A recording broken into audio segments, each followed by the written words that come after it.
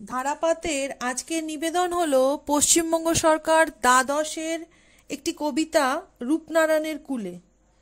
সেখান থেকে আমি প্রতিটা লাইনের, বলা যায় প্রতিটা শব্দের একটা মানে তোমাদের বোঝার জন্য লিখেছি এবং তারপর সেখান থেকে সম্ভাব্য এবং গুরুত্বপূর্ণ দুটো প্রশ্ন উত্তর সহ তোমাদের জন্য নিয়ে এসেছি আজ। তাই শুরু করলাম। পশ্চিমবঙ্গ সরকার দ্বাদশের কবিতা রূপনারায়ণের কূলে, লিখেছেন কবিগুরু রবীন্দ্রনাথ ঠাকুর। রূপনারায়ণের কূলে জেগে উঠিলাম, জানিলাম এ জগৎ স্বপ্ন নয়, রক্তের অক্ষরে দেখিলাম আপনার রূপ। কবিগুরু রবীন্দ্রনাথ ঠাকুর রূপনারায়ণ নদীর তীরে জেগে উঠলেন, জানলেন এ জগৎ স্বপ্ন নয়। কবিগুরু কখনোই জগৎ বিমুখ নন, তিনি জগৎ এবং জীবনকে কোনো সময় ভুলে যাননি, ত্যাগও করেননি। এমনকি গীতাঞ্জলি পর্বেও তিনি জগৎ এবং জীবন সম্পর্কে উদাসীন ছিলেন না। এখন মৃত্যুর মুখোমুখি দাঁড়িয়ে জগৎকে সত্য হিসাবে দেখেছেন। জগৎ তার কাছে স্বপ্ন নয়। কবি রক্তের অক্ষরে দেখলেন তার আপনার রূপ। কবি মৃত্যুঞ্জয়। জীবনের মতো মৃত্যুও পরিপূর্ণভাবে তিনি ভোগ করেছেন। তার কবিপুরুষ মৃত্যুর চেয়ে বড় এই উপলব্ধি তার অনেক আগের। তখন মৃত্যু পথযাত্রী কবি দুঃখের আধার রাত্রি পার হয়ে এসে রক্তের অক্ষরে আঁকা আপনার রূপ দেখে নিলেন। এ তার দুঃখের কঠিন তপস্যায় উত্তীর্ণ আত্ম উপলব্ধি। চিনিলাম আপনারে আঘাতে আঘাতে, বেদনায় বেদনায়, সত্য যে কঠিন, কঠিনেরে ভালোবাসিলাম। আঘাত আর বেদনার মাঝে কবি নিজেকে চিনলেন, সত্য বড়ই কঠিন। কবি সেই কঠিনকে ভালোবাসলেন। রাতের আধার সরে ভোরের আলো জগৎকে নতুন দিনের আশ্বাস এনে দেয়। সে দেখায় পৃথিবীর বাস্তব ও সত্য রূপটিকে। সত্য বড়ই কঠিন, কারণ অনেক দুঃখের তপস্যায় উত্তীর্ণ হওয়ার পর সত্য লাভ করা সম্ভব হয়। তবু এই কঠিনকেই আমরা ভালোবাসি বলেই আমরা সমস্ত বাধাপূর্ণ কঠিন সংগ্রামে নিজেকে সঁপে দিয়ে সত্যানুসন্ধানে ব্রতী হই। সে কখনো করে না বঞ্চনা, আমৃত্যু দুঃখের তপস্যা এ জীবন, সত্যের দারুণ মূল্য লাভ করিবারে, মৃত্যুতে সকল দেনা শোধ করে দিতে। দুঃখের পথ অতিক্রমের পর যে সিদ্ধি লাভ ঘটে তা কখনো বঞ্চনা করে না। জীবনভর চলে দুঃখের তপস্যা, সুতীব্র আঘাত আর বেদনাই হলো তপস্যার কঠিন পথ। এইভাবে দুঃখের মধ্যে দিয়ে যে সিদ্ধি লাভ হয় সেই হলো চরম সত্য উপলব্ধি। এই সত্য জীবনকে কখনো ঠকায় না, জীবনের সাথে কখনো প্রতারণা করে না। আর জীবনভর দুঃখের তপস্যার মধ্যেই দিয়েই প্রাপ্ত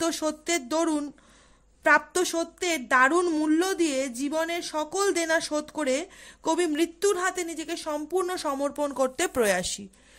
তোমাদের জন্য রূপনারায়ণের কূলে কবিতাটার পুরো লাইন তুলে মানে আমি লিখে দিলাম যাতে তোমাদের বুঝতে সুবিধে হয়। এবার আমি দুটো প্রশ্ন এখান থেকে নিয়ে এসেছি, সবচেয়ে গুরুত্বপূর্ণ দুটো প্রশ্ন। 1 নম্বর, রূপনারায়ণের কূলে কবিতাটির নামকরণের যথার্থতা বিশ্লেষণ করো। কবিগুরু রবীন্দ্রনাথ ঠাকুর রচিত রূপনারায়ণের কূলে কবিতাটি কবির শেষতম কাব্যগ্রন্থ শেষ লেখার অন্তর্গত। কবিতাটির নামকরণ যথার্থ কিনা তাই আমাদের আলোচ্য। কবি রূপনারায়ণের কূলে জেগে ওঠেন ও জানেন এ জগৎ স্বপ্ন নয়। দেখেছেন রক্তের অক্ষরে তার আপনার রূপ আঁকা। আঘাত ও বেদনার মধ্যে দিয়ে তিনি সত্যের চরম কাঠিন্যকে উপলব্ধি করেছেন। কবি সেই কঠিনকেই ভালোবেসেছেন। কবি জেনেছেন জীবনভর দুঃখের তপস্যার মধ্যে দিয়ে অর্জিত সত্য কখনো কাউকে বঞ্চনা করে না। কবি এটাও জেনেছেন যে দুঃখের তপস্যার্জিত সত্যের দারুণ মূল্য দিয়ে জীবনের সকল দেনা পাওনা শোধ করে কবি মৃত্যুর হাতে নিজেকে পরম নিশ্চিন্তে সঁপে দিতে চান। মৃত্যু পথযাত্রী কবির এই উপলব্ধি ঘটেছে তার আত্মজাগরণের মধ্যে দিয়ে। এই জাগরণ ঘটে রূপনারায়ণের কূলে, মুক্ত প্রকৃতির বুকে। এখানে নদী বেগবান চলমান, তেমনি জীবনও সদা চলমান। এই আত্ম উপলব্ধির ফলে কবির যে আত্মদর্শন, জীবন ও মৃত্যু সম্পর্কে যে অনুভূতি, তার রূপনারায়ণের কূলে জেগে ওঠারই ফলশ্রুতি। কাজেই কবিতাটির নামকরণ কবিতাটির প্রথম চরণ হলেও তা যথাযথ ও সার্থক। 2 নম্বর প্রশ্ন, জানিলাম এ জগৎ স্বপ্ন নয়, রক্তের অক্ষরে দেখিলাম আপনার রূপ। কবির আত্ম উপলব্ধির বিশ্লেষণ করো। কবিগুরু তখন মৃত্যুর কয়েক মাস আগে শান্তিনিকেতনের উদয়নে রোগশয্যায়। মধ্যরাত্রে কবিতাটি রচনা করেন কবি। কবির পরিচর্যার জন্য যিনি পাশে ছিলেন তিনি কবির বলা কবিতাটি একটুকরো কাগজে লিখে নেন। পরে কবি কবিতাটির প্রথম চরণটিকে কবিতার নামকরণ হিসাবে গ্রহণ করার নির্দেশ দেন। সেই নির্দেশানুসারে কবিতাটির নাম হয় রূপনারায়ণের কুলে। কবি রূপনারায়ণের কুলে জেগে উঠে জেনেছেন এ জগৎ স্বপ্ন নয়। জগৎ ও জীবনের রূঢ় বাস্তব সত্যকে কবি কখনোই অস্বীকার করেননি, কারণ তিনি মর্ত্যপ্রেমিক ও মানবপ্রেমিক। জগৎ এবং জীবন বিমুখতা তার কবি চরিত্র বিরোধী। কবি কখনোই জগৎ বিমুখ নন। তিনি জগৎ ও জীবনকে কোনো সময় ভুলে যাননি, ত্যাগও করেননি। এমনকি গীতাঞ্জলি পর্বেও তিনি জগৎ ও জীবন সম্পর্কে উদাসীন ছিলেন না। এখন মৃত্যুর মুখোমুখি দাঁড়িয়ে জগৎকে সত্য হিসাবে দেখেছেন। জগৎ তার কাছে স্বপ্ন নয়। কবি মৃত্যুঞ্জয়। তিনি জীবনের মতো মৃত্যুও পরিপূর্ণভাবে ভোগ করেছেন। মৃত্যু পথযাত্রী কবি দুঃখের আঁধার রাত্রি পার হয়ে এসে রক্তের অক্ষরে আঁকা আপনার রূপ দেখে নিজের আত্মোপলব্ধি ঘটিয়েছেন। এই আত্মোপলব্ধি তার দুঃখের কঠিন তপস্যা উত্তরণের পর অর্জিত, যা কবিকে করে তুলেছে মৃত্যুঞ্জয়ী। আরেকটা প্রশ্ন আমি লিখেছি, সেটা হচ্ছে মৃত্যুতে সকল দেনা শোধ করে দিতে বলতে কবি কোন উপলব্ধি জাগরণ ঘটেছে তা আলোচনা করো। রূপনারায়ণের কুলে কবির প্রকৃত জাগরণের পর কবি জেনেছেন এ জগৎ স্বপ্ন নয়, চরম বাস্তব। রক্তের অক্ষরে কবি তার আপনার রূপ অঙ্কিত দেখে তিনি আঘাতে আঘাতে এবং অনেক বেদনায় আত্মদর্শন উপলব্ধি করেন, অর্জন করেন বাস্তব সত্যকে। এই সত্য হলো কবির উপলব্ধিজাত কঠিন সত্য। কিন্তু কবি এই সত্যকেই ভালোবাসেন বলেই এই কাঠিন্য সত্ত্বেও কবি আমৃত্যু সবকিছু দুঃসহ কাজে নিজেকে রত করেছেন।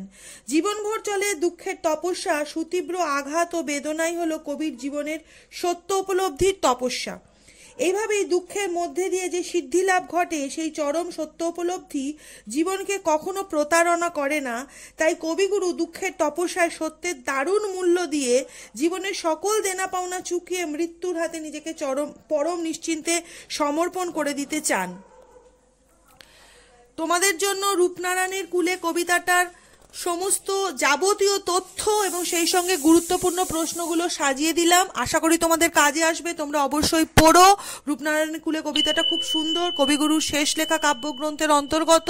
আজ এই পর্যন্ত। আমি শর্মিষ্ঠা আমার ধারাপাতকে নিয়ে আবার খুব তাড়াতাড়ি তোমাদের জন্য ফিরে আসবো। আর তোমরা অবশ্যই আমার ধারাপাতকে শেয়ার করো, লাইক করো এবং সাবস্ক্রাইব করো।